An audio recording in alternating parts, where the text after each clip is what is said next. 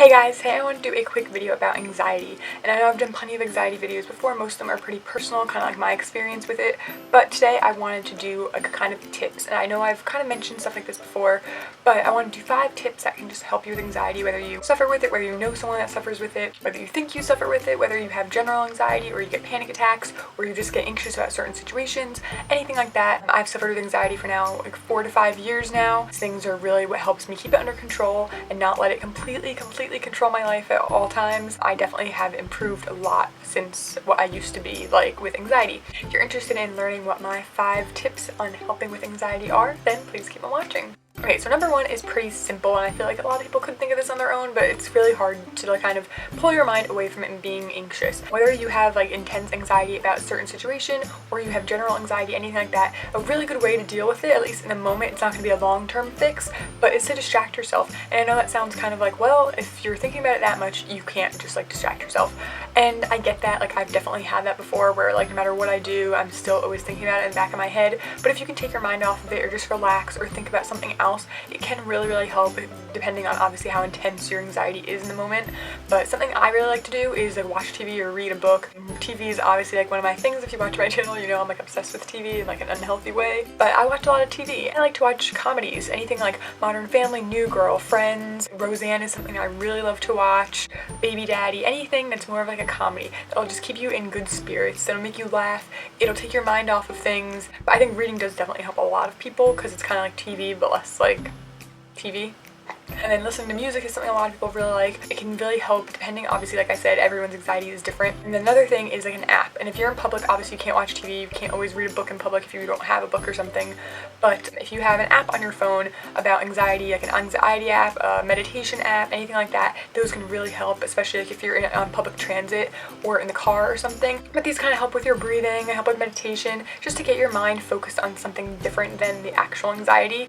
Number 2 is something that is just kind of like a train of thought when you're having anxiety, whether it's a panic attack or if it's just general anxiety. Something that I get a lot is like an almost panic attack. It's like the feelings building up to a panic attack, which are like pure like terror pretty much and fear and just like you're really scared even though it's completely irrational and you don't have to be. Situations like that, what I have to tell myself in those situations is, okay, when have I felt like this before? Think of an instance. And what happened in that situation? Nothing.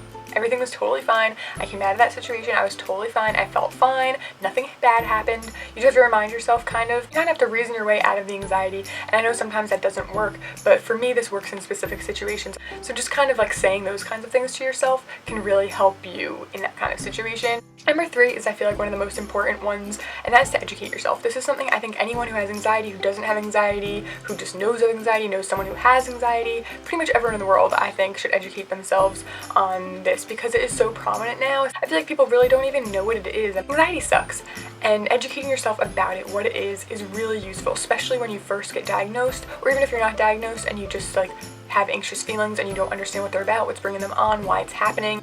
And there's so many different websites online that you can look up information about anxiety, and to a point that can be helpful, but I feel like it's so confusing reading all these different websites. They all say something a little bit different. There's stuff that's more general, there's stuff that's more specific, and anxiety really is different for everyone, but there are certain things about it that I think that everyone should know, how people see it, what it feels like. I like to watch other people's YouTube videos about anxiety, like the ones I put up, like very personal, so you feel like you're not alone in this. You get where other people are coming from. You know that like you're not the only one feeling this horrible way, and it's just like a nice feeling knowing that. But one thing I did want to recommend is a book. It's called Stronger Than Anxiety. I started reading it, I'm about 3/4 of the way through it, and it's really useful and helpful and interesting, and it's very easy to read. When you have anxiety, the confusion of what it actually is, especially if you're not completely sure of like what kind of anxiety you have, if it's general, if you have panic attacks, this kind of book, not only is it going to educate you on kind of what it is and what's behind it and all this kind of stuff, but it's going to help you to beat it. And I know that it's hard to say you're going to completely beat anxiety and it's going to go away forever and you'll be great. And I'm not saying that this book is going to like cure your anxiety, but it's going to help, and it's going to give you tips, and it's going to give you ways of kind of manipulating the anxiety to you, rather than saying like, oh, the anxiety is controlling me. It's kind of the other way around, which is kind of just what the title says, Stronger Than Anxiety. I think that this book is really not only useful, but it's very empowering. So even if you don't have anxiety, it's a good book to read to just kind of empower yourself mentally. And I would really recommend it. I'm gonna leave their link below. Definitely go check that book out. It's definitely something that I think anyone who wants to learn more about anxiety should read.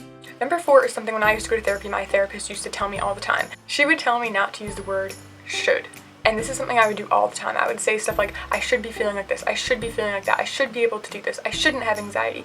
All this stuff saying should. And she said, just cut that word out. It really made sense to me that she said that, because what I used to say was, I shouldn't have anxiety. Why am I the one who has this? Why am I struggling with this? I shouldn't have this. I should be able to go and just do whatever I want all the time. And I should be able to travel, and I should be able to go on long drives, but I can't because of anxiety. And she said, don't say should, because that's just not a positive way of thinking about the situation.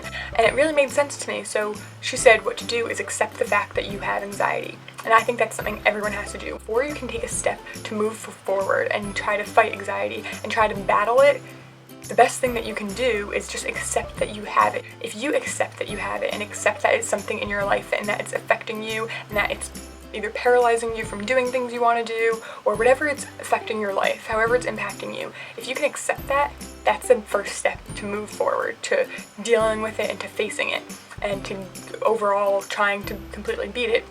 I think that's something a lot of people really have to do. It's kind of like complaining about something that's already happened. Tough. It's already happened. Deal with it. So that's kind of harsh, but I think it really helps a lot. And number 5 is super simple, and I'm sure most of you already know this, but just talk to someone, vent to someone, a friend, a family member, a therapist, online if you have to, if you have a blog. I mean, my YouTube videos about anxiety really help me feel like I'm going to therapy to just get things off my chest. Talk about it. Don't let it fester, because it can make it worse. All that anxious energy bottled up inside you isn't good. Get it out, vent to people, talk about it, write it down in a journal, talk about it. People close to you will understand how you're feeling, and even if they can't completely get it and they don't suffer with it themselves, it's nice just to get it out, and it's really nice knowing that you're not alone in this. That was my last tip. I really hope that these tips help you out. Let me know if you have any other tips in the comments so other people can read them and get some help. If you have any other questions or you want me to do more anxiety videos, please leave a comment. I'd be happy to do those. Definitely go check out the book Stronger Than Anxiety. Like I said, I will link at the link below, so definitely go check out that book. I really hope these tips help you out, and thank you so much for watching. Please make sure you subscribe to see more videos from me about anxiety, fashion, beauty, and anything else. Also, if you like this video, make sure to give it a thumbs up. I'd really appreciate it. So thank you so much for watching, and I will see you next time. Bye.